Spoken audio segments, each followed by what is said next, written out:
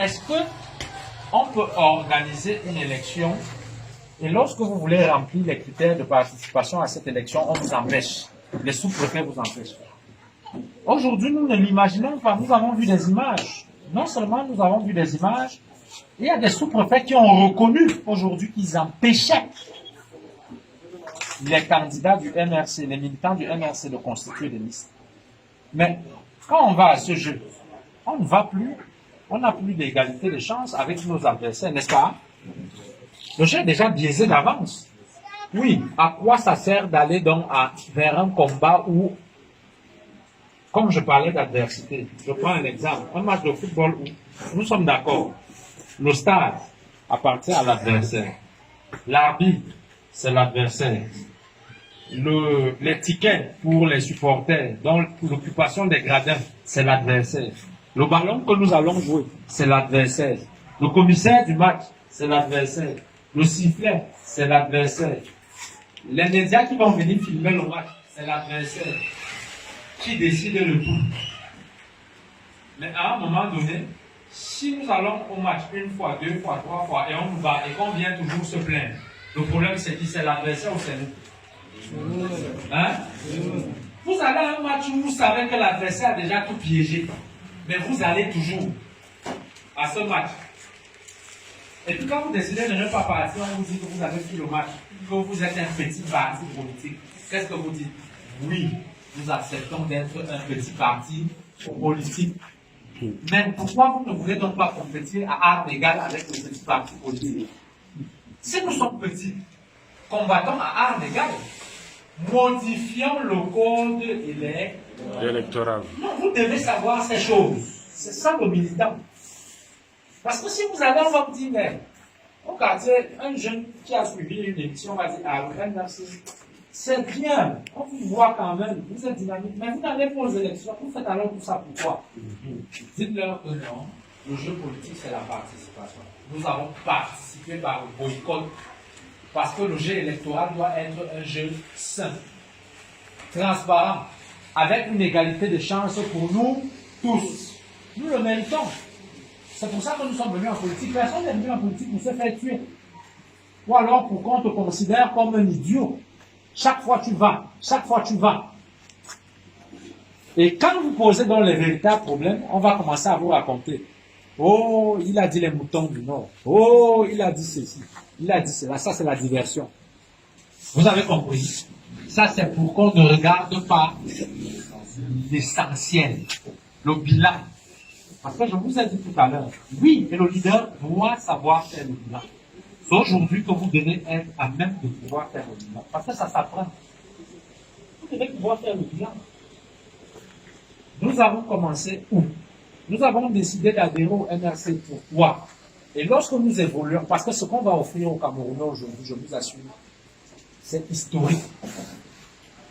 Nous allons obtenir la révision de leur code électoral, du système électoral. Même si ce n'est pas demain, même si ce n'est pas après-demain. Vous comprenez, non? Nous allons l'obtenir dans ce pays. Nous l'aurons. Il suffit seulement d'être ferme. Tu ne crois pas? Je vais vous dire, nous serons encore vivants. N'est-ce pas? Inch'Allah, nous serons encore vivants. Et je vais vous dire, nous nous sommes fixés pour objectif le changement. Et le changement commence par ça. Et le leader que je suis convaincu de ce que le Cameroun a besoin d'avoir un jeu électoral sain et transparent. Parce que ce sont très souvent les causes des guerres, les crises post-électorales. Vous avez vu la Côte d'Ivoire qui a sombré à un moment donné avec beaucoup de morts. Ce qui se passe au nord-ouest et au sud-ouest, c'est aussi lié à ça, à la tromperie, à des gens qui pensent que de tout temps, ils peuvent considérer que les autres ne comprennent rien. Voilà, on dit régional. Est-ce que vous avez suivi les deux dernières activités, ces deux derniers jours à Paris? Hein? Oui. C'est quoi? Qu'est-ce qui se passe là-bas? Il y a des affrontements. Je parle de la ville, chef-lieu d'une région. Donc les gens s'affrontent, les militaires s'affrontent avec les séparatistes. Ah, même le jour, ce n'est pas des histoires, on a vu même, des gens ont fui. On a appris certaines personnes, on allait partir dans une poste de police. À balles réelles, les images. Et quand Maurice Kamto sort, il dit qu'on ne peut pas tenir des élections dans de telles conditions. Qu'est-ce qu'on dit? Qu'il veut l'insurrection? Non. Mais ça, c'est faire insulte à notre intelligence. Hein? Non, ne doutez plus de vous. Le bon sens est la chose la mieux partagée, sauf par ceux qui ont intérêt à mettre en avant leur égoïsme, qui ne veulent que profiter de... Quelqu'un posait la question de savoir pourquoi pendant qu'il y a guerre au nord-ouest, au sud-ouest, les immeubles construits le poussin, il y a de l'argent, et certaines personnes réfléchissent comment est-ce qu'ils peuvent s'en faire. Alors si une activité vous donne de l'argent, est-ce que vous voulez qu'elle cesse? Vous allez voir la définition de la nation d'Arthur Manuel. La nation a deux objectifs. Objectif, capacité. Nous partons d'un pays. Les frontières que nous sommes à l'intérieur, ensemble. À l'intérieur des frontières, nous sommes des Camerounais. Nous avons une carte nationale et qui certifie que nous appartenons à des ethnies qui sont de ce pays. Ça, c'est la définition objective. Il y a une définition subjective et celle-là, elle est très forte. C'est spirituel. La volonté de vivre ensemble. Au nom de quoi vous êtes Camerounais et on va vous interdire d'avoir un avis, une opinion sur ce qui se passe au nord-ouest et au sud-ouest. Vous avez le droit de vous informer sur ce qui se passe partout au Cameroun et d'avoir une opinion et de dire ce que vous pensez et de vous ranger derrière une idéologie ou une façon de voir. Vous avez compris? Vous avez ce droit en tant que Camerounais. C'est votre richesse. Ce sont vos ressources qui sont dilapidées dans cette guerre-là. Dans une guerre inutile. Voilà pourquoi nous pensons. Et vous pensez que nos frères anglophones vont nous regarder comment demain?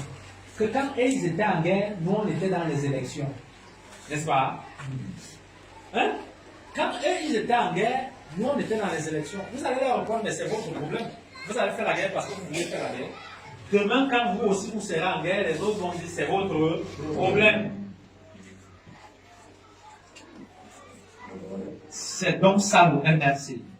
Le MRC, le leadership, c'est le citoyen camerounais qui sait s'occuper, qui sait s'informer, qui sait se préoccuper, qui sait se faire une idée, une opinion sur les problèmes de son pays. Vous avez compris? Ce n'est pas... Et vous allez... J'ai dit vous êtes des futurs formateurs, comme vous êtes là. Moi, je suis venu vous passer la main. Demain, puisque c'est le bon sens, vous allez lire ce manuel, puisque Dr Biché, Ali Lou, le départemental, la régionale, vont continuer à tenir des réunions où vous allez causer, échanger sur ces choses. Ou vous aussi, vous avez des ressources que vous allez